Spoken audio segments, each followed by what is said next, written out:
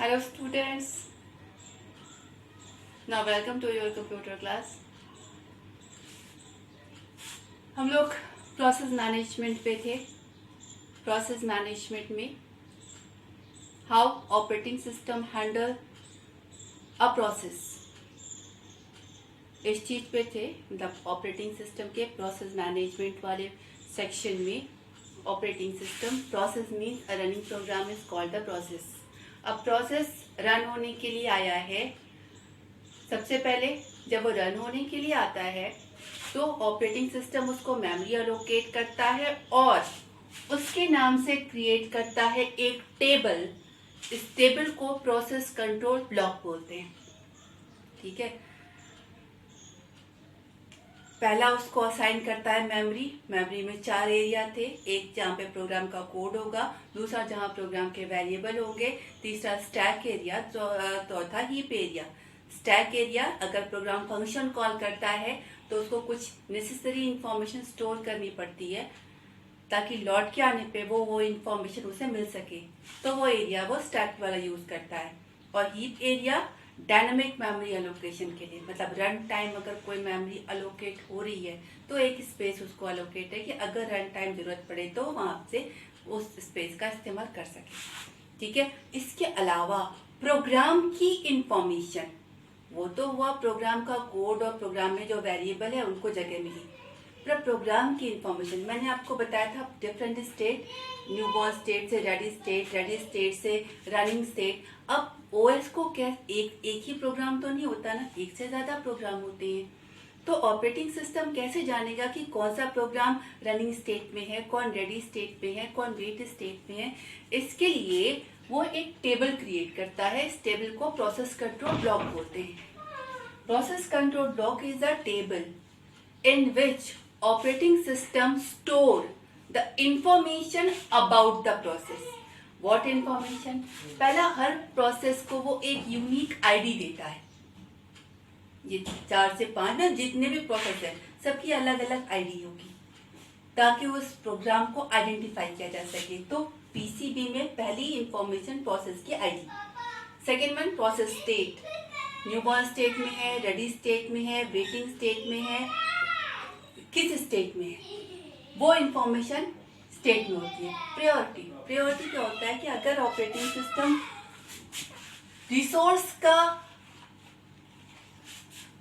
Resource को priority के base पे दे रहा है, मतलब जिसकी प्रायोरिटी ज्यादा है उसको रिसोर्स डिमांड करने पर जिसकी प्रायोरिटी ज्यादा है उसको दे रहा है, तो इसके लिए उसे जरूरत पड़ेगी इस इंफॉर्मेशन की, किस प्रोसेस की प्रायोरिटी क्या है, ताकि हाई प्रायोरिटी वाले को वो ज्यादा जल्दी हैंडल करे और लो प्रायोरिटी वाले को वो थोड़ा बाद में हैंडल करे. प्रोग्राम काउंटर, प्रोग्राम काउंटर क्या होता है कि प्रोग्राम है कौन सी लाइन इस समय रन हो रही है. जैसे मान लीजिए 100 लाइन का प्रोग्राम है, मान लीजिए 25 लाइन तक रन कराया, उसके बाद ऑपरेटिंग सिस्टम ने किसी दूसरे को प्रोसेस अलोकेट कर दिया. वापस जब यहाँ पे आए तो पता होना चाहिए ना कि कौन सी लाइन रन हो चुकी है, उसके आगे से रन कराना है. तो किस लाइन पर या किस लाइन तक रन हो चुका है या कौन सी लाइन रन हो रही है, ये आपका प्रोग्राम काउंटर बताता है. सीपीयू रजिस्टर, इस प्रोग्राम को यूज करने के लिए जो भी रजिस्टर अलोकेट हैं उन रजिस्टर की इंफॉर्मेशन सीपीयू रजिस्टर्स देते हैं. ठीक है.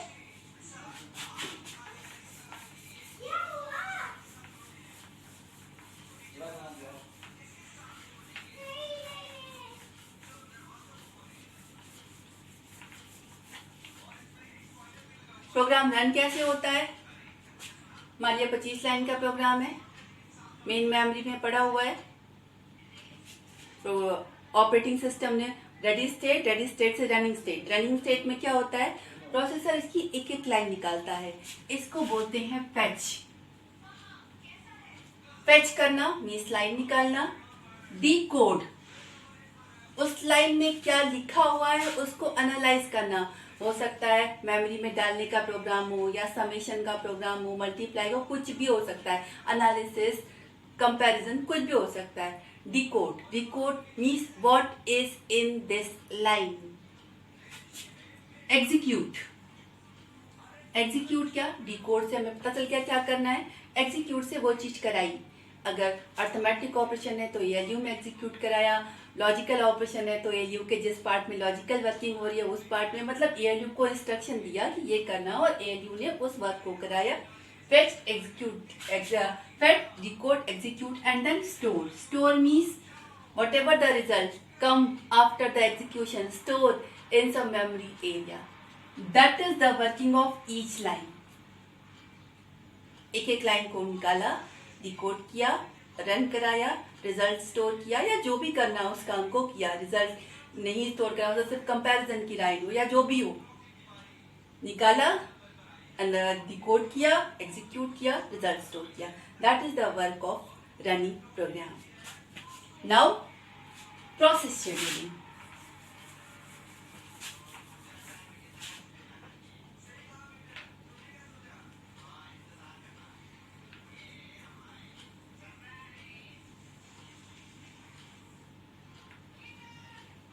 It's a big topic. I will try to summarize in the small one. आपकी बुक में बहुत छोटे छोटे में दिया है, but it's a very big topic. Okay, process scheduling. Process आप यूँ समझ लीजिए एक से ज़्यादा प्रोसेस है, ठीक है। अब वो एक से ज़्यादा प्रोसेस सिर्फ एक जगह नहीं है, मे बी वो रेडी स्टेट में हो, वो प्रोसेसर का वेट कर रहे हैं, ठीक है। मे बी वो आईओ में हो, आईओ इनपुट आउटपुट डिवाइस का वेट कर रहे हैं, ठीक है। अब ये ओएस की रिस्पॉन्सिबिलिटी होती है कि जो एक क्यू है जिसमें एक से ज्यादा प्रोग्राम वेट कर रहे हैं रिसोर्स का, उसको वो रिसोर्स कुछ भी हो सकता है, वो रिसोर्स प्रोसेसर हो सकता है, आईओ डिवाइस हो सकता है, एनीवन, ठीक है। उसको वो रिसोर्स अलोकेट करना शेड्यूलिंग कहलाती है। Means more than one process is waiting for resource and the allocation of the resource based on some criteria is called the scheduling. एक से ज्यादा प्रोग्राम रिसोर्स का वेट कर रहे हैं, अब एक से ज्यादा है तो कुछ तो क्राइटेरिया होगा ना कि हम उनमें से किसको दें और किसको नहीं दें। तो किसी क्राइटेरिया के बेस पर देंगे तो एक ही को ना, क्योंकि रिसोर्स तो एक ही है, एक ही प्रोसेसर है, एक ही आईओ डिवाइस है, डिमांड करने वाले एक से ज्यादा हैं तो किसी एक को ही देंगे। तो कोई तो क्राइटेरिया होगा जिसके बेस पर हम उसे अलोकेट करें, वो अलोकेशन आपका शेड्यूलिंग कराता है, that is based on some criteria. अब देखते हैं कौन कौन से क्राइटेरिया होते हैं। First come first serve, shortest job first, round robin, इन तीनों को देखते हैं, ठीक है। आपके बुक में ये तीन शेड्यूलिंग एल्गोरिथम बहुत सारी होती है, पर जब आपकी बुक में तीन दिया तो हम भी सिर्फ तीन को देखेंगे, जस्ट समझिए। अब टेक अ एग्जाम्पल, उस एग्जाम्पल से हम तीनों को देंगे, ठीक है। First come first serve, here the resource is a processor, मतलब रेडी प्रोसेस की क्यू है, वो प्रोसेसर का वेट कर रहे हैं। अब ऑपरेटिंग सिस्टम को डिसाइड करना है कि जो एक से ज्यादा प्रोग्राम प्रोसेसर का वेट कर रहे हैं उसमें से किसे वो प्रोसेसर दे और किसे नहीं दे। Main example, let's take a example, process P1, P2 and P3, CPU time मान लीजिए इसे 6 सेकंड के लिए चाहिए, इसे 2 सेकंड के लिए चाहिए और इसे 4 सेकंड के लिए चाहिए, ठीक है। फर्स्ट कम फर्स्ट सर्व, मतलब जो पहले डिमांड करेगा उसको प्रोसेसर पहले अलोकेट होगा और जो बाद में डिमांड करेगा उसको प्रोसेसर बाद में अलोकेट होगा, राइट। अब ये जो एल्गोरिथम होती है ये नॉन प्रीएम्प्टिव का मतलब एक बार प्रोसेस को रिसोर्स अलोकेट कर लिया उसके बाद जब पूरा कंप्लीट हो जाएगा तभी हम किसी दूसरे को दे सकते हैं। इन मिडिल हम रिसोर्स वापस नहीं ले सकते। अब देखते हैं, ये हमारे प्रोसेसर का टाइम है, सीपीयू टाइम या प्रोसेसर।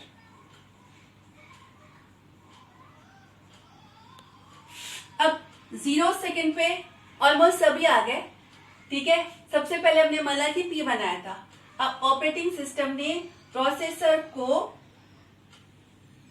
P1 एलोकेट कर दिया, तो P1 को 6 सेकेंड के लिए प्रोसेसर चाहिए, यानी 0 से लेके 6 सेकेंड तक P1 एग्जीक्यूट होगा। P1 एग्जीक्यूट हुआ, कंप्लीट हुआ, निकल गया, ठीक है।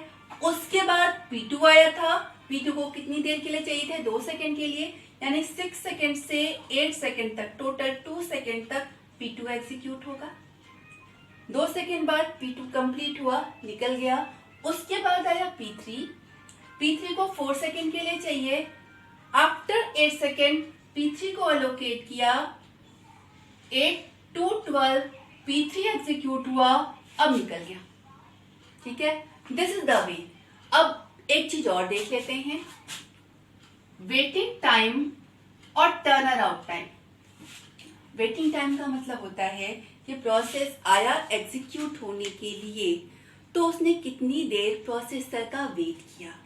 अब अगर देखिए P1 आया था और उसको तुरंत प्रोसेसर मिल गया, तो उसने तो बिल्कुल भी वेट नहीं किया, बिल्कुल वेट नहीं किया, ठीक है। P2 आया था तुरंत, लेकिन उसको प्रोसेसर मिला है 6 सेकेंड के बाद, यानी उसने 6 सेकेंड तक वेट किया। और P3 आया था 4 सेकेंड पे, 0 सेकेंड पे आ गया था, लेकिन 8 सेकेंड बाद मिला है, तो उसको 8 सेकेंड तक उसने वेट किया। Turn around time, turn around basically start में मैंने आपको बताया था, throughput is the number of process divide oblique time.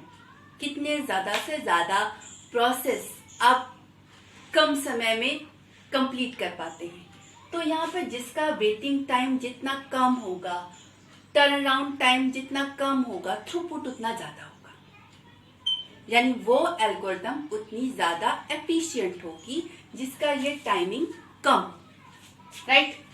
Turn around time मतलब प्रोग्राम आ गया, या तो वो रन हो रहा है या तो वो वेट कर रहा है, तो टोटल टाइम आने के बाद और निकलने के बीच में दो ही कर रहा है, या तो वेट कर रहा है या तो एग्जीक्यूट हो रहा है। Means turn around time is CPU time plus waiting time. P1 का ये 6 हुआ, इसका 8 और इसका 12। Sum up 6 plus 8 that is 12, right? No, 14 and this is 26. Total waiting time and total turnaround time, average waiting time is divide by 3. This should be lesser. Means अगर हम बात करें फर्स्ट कम फर्स्ट सर्व में average waiting time कितना आया, divide by 3 approximately 4 point something, 4.6, और turn around time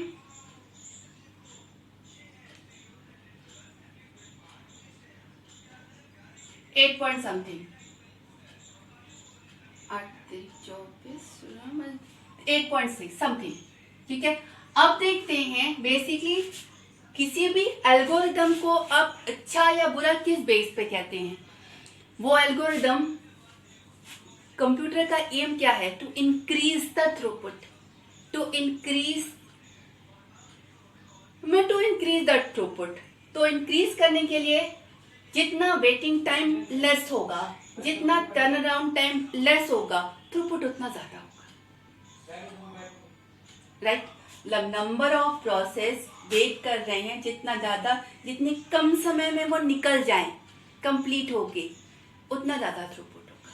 और जितना समय तक उनको निकलने में जितना ज्यादा समय लगेगा, थ्रूपुट उतना कम होता जाएगा, ठीक है। तो हमें फर्स्ट कम फर्स्ट सर्व में सेम एल्गोरिथम में थ्रूपुट और टर्न अराउंड टाइम इतना मिला। अब now come to the shortest of first. Shortest of first में क्या होता है कि सबके सब एक साथ आ गए। ऑपरेटिंग सिस्टम प्रोसेसर को वो प्रोसेस पहले असाइन करेगा जिसके कंप्लीट होने का टाइम सबसे कम। ठीक है, अब अगर हम इसकी बात करें, 3 प्रोग्राम आ गए थे और तीनों में सबसे छोटा जिसको प्रोसेसर का टाइम सबसे कम चाहिए वो P2 है। यानी सबसे पहले ऑपरेटिंग सिस्टम ने प्रोसेसर को P2 असाइन किया, 2 सेकेंड तक P2 रन हुआ, कंप्लीट हुआ, निकल गया, यानी P2 का वेटिंग टाइम 0। राइट, P2 निकल गया, कौन बचे? P2, P1 and P3। P1 and P3 में सीपीयू टाइम P3 का लेस है, तो 2 सेकेंड के बाद P3 चलेगा अगले 4 सेकेंड के लिए, यानी 2 से लेके 6 सेकेंड तक P3 चला, निकल गया। उसके बाद P1 बचा, अगले 6 सेकेंड तक P1 चला। अब जरा निकालिए वेटिंग टाइम और टर्न अराउंड टाइम। P1 0 पे आ गया था, उसको अलोकेट 6 सेकेंड पे हुआ, यानी 6 सेकेंड तक उसने वेट किया है। और P3 0 पे आ गया था, 2 सेकेंड पे अलोकेट हुआ, यानी उसने केवल 2 सेकेंड तक वेट किया है। Turn around time this plus this plus this is turn around time. CPU time plus waiting time is turn around time. 6 निकालिए, 8 divide by 3 and it's also 8, it is 20 divided by 3, that is 2 point something, 2.6 around, and this is 6.6 around. In shortest of first, your average time and turnaround time is decreases. So if you can say, in comparison to first come first serve, shortest job first is better. Now come to the round robin. The major difference between this and this, first come first serve and shortest job first is non-preemptive. Non-preemptive का मतलब एक बार process को resource दे दिया, यानी processor allocate कर दिया, अब उसको जितनी देर समय चाहिए उतनी देर पूरा का पूरा इस्तेमाल करेगा, बीच में उससे प्रोसेसर वापस नहीं ले सकते। यानी बाहर कितना भी इंपॉर्टेंट प्रोग्राम हो, जब तक अंदर वाला पूरा नहीं हो जाएगा तब तक आप उससे प्रोसेसर वापस नहीं ले सकते। इसको नॉन प्रीएम्प्टिव बोलते हैं। Round robin is pre-emptive algorithm. Pre-emptive algorithm, इसमें क्या होता है, एक टाइम स्लाइस होती है और कोई भी प्रोसेस उसी फिक्स टाइम स्लाइस के लिए ही प्रोसेसर में जाएगा। मतलब उसी फिक्स टाइम स्लाइस के लिए ही उसे प्रोसेसर अलोकेट होगा।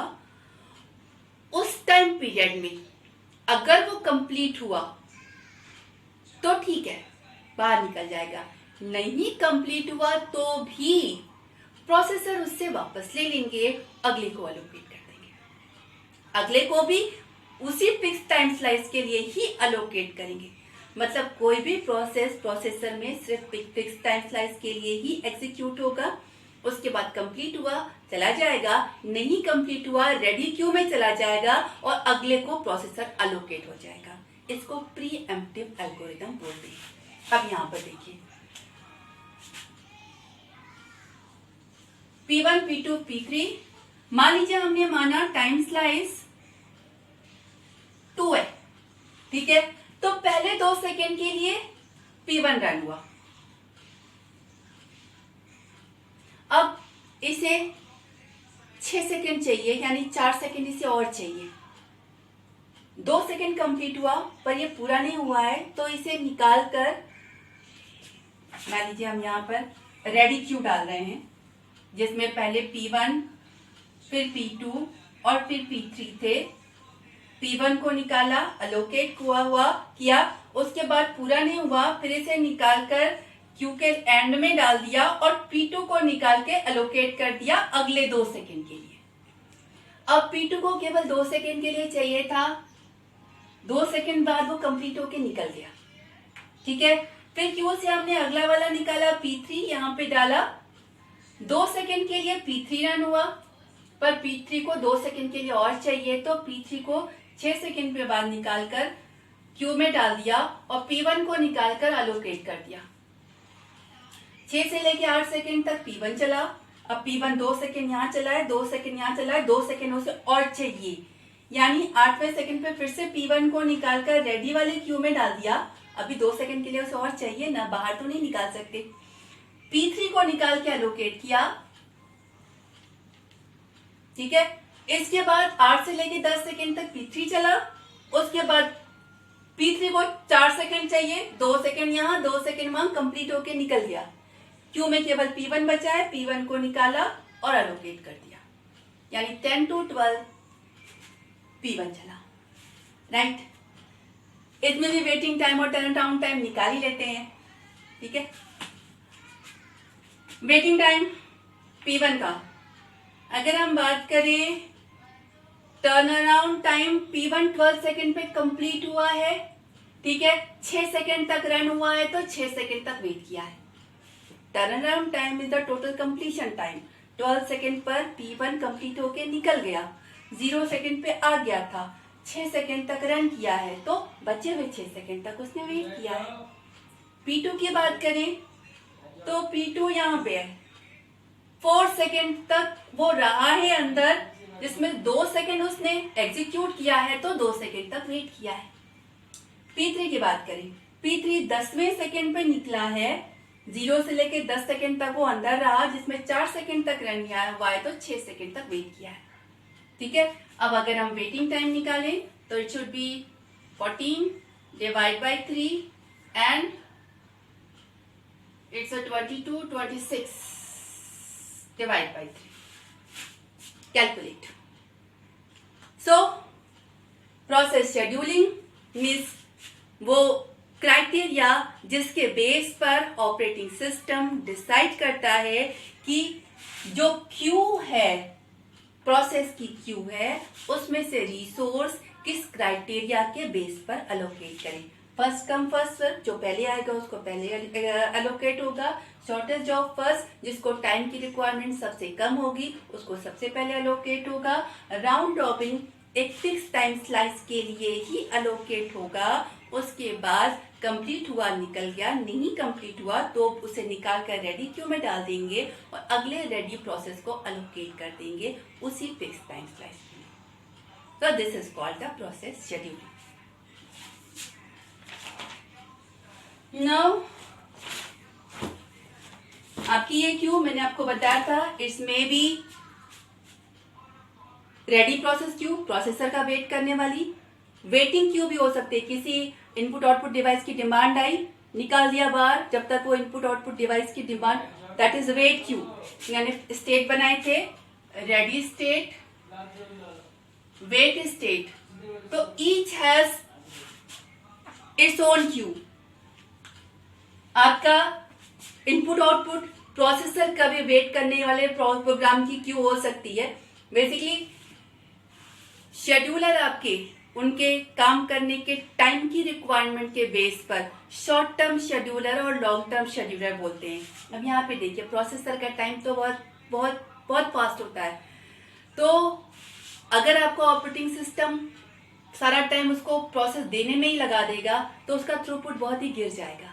तो यहाँ पर जरूरत होती है शॉर्ट टर्म शेड्यूलर की, मतलब प्रोसेसर को प्रोसेस अलोकेट करने का टाइम बहुत फास्ट हो, ठीक है। लेकिन अगर इनपुट आईओ रिसोर्स की क्यू है, प्रिंटर चाहिए, कीबोर्ड चाहिए, माउस चाहिए, तो इन सब डिवाइस की स्पीड बहुत स्लो होती है। तो अगर थोड़ा सा टाइम उनको डिवाइस अलोकेट करने में लग भी जाएगा तो भी उनका थ्रूपुट बहुत गिरेगा नहीं। तो यहाँ पर ऐसा शेड्यूलर जो थोड़ा टाइम लेकर भी अलोकेट कर सकता है, इस शेड्यूलर को लॉन्ग टर्म शेड्यूलर बोलते हैं, ठीक है। Next time we will take the next work of the OS, that is memory management. Okay, thank you.